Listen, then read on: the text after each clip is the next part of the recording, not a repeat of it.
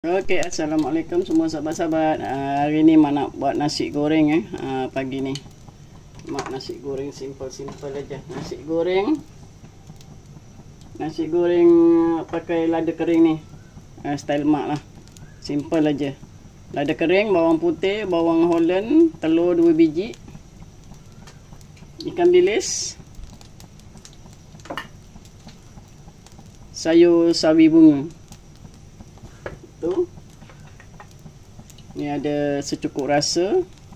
Ni serbuk halia serbuk garlic dan sedikit garam. Okey. Nasi untuk 2 orang makan. Nasi semalam. Okey, mula-mula kita nak goreng dulu. Ikan bilis ni kita goreng dulu sampai dia rangup. Kasih dia rangup-rangup. Kita pagi makan lah apa seadanya. Nasi ni ada.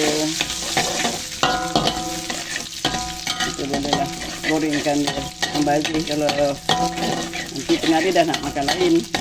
Jadi kita goreng nasi ni. Bolehlah makan.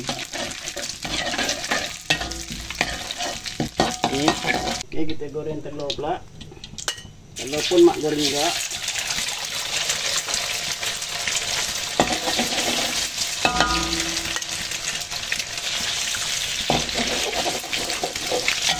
Kita goreng dulu. Kasih dia pekat-pekat sikit.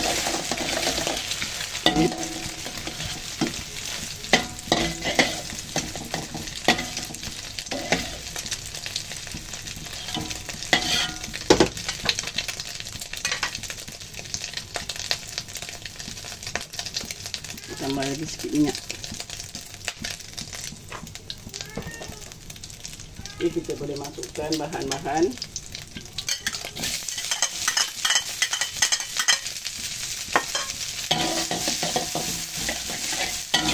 Masak simple-simple je.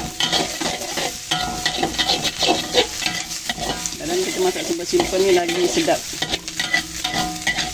Tak ada banyak, terlampau banyak rempah-rempah bahan pun dah jadi lain rasa dia. Kita tumis hingga garing.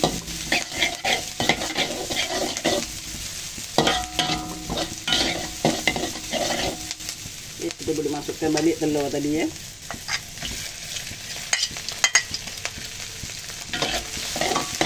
Masukkan telur tadi.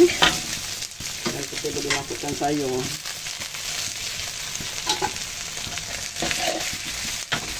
Jadi kita boleh masukkan nasi kita.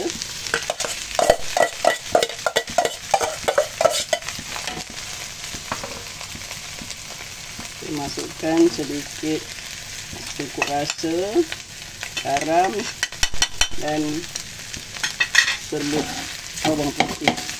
Mak suka serbuk bawang putih ni, dia rasa wangi sikit.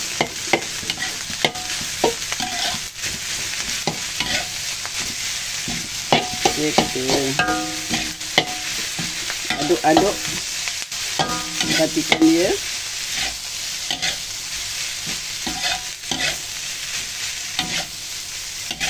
Kita masukkan lada sulah sikit, lada putih lada putih ataupun lada sulah. Kita masukkan sikit, dia pedas sikit.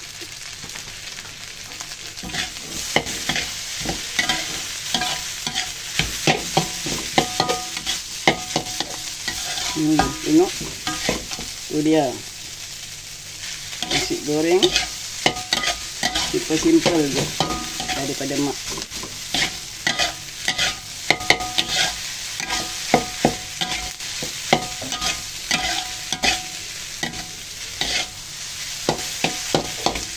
Okey, dah siap. Okey, kita taburkan ikan bilis. Okey, dah siap.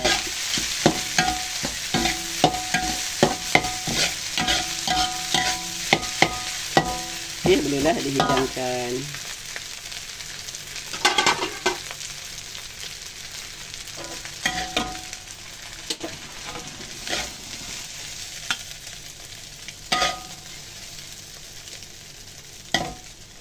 Okey, nasi goreng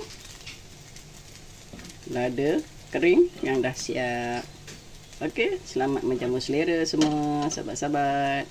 Okey, selamat mencuba. Kita jumpa lagi di lain video. Assalamualaikum. Bye.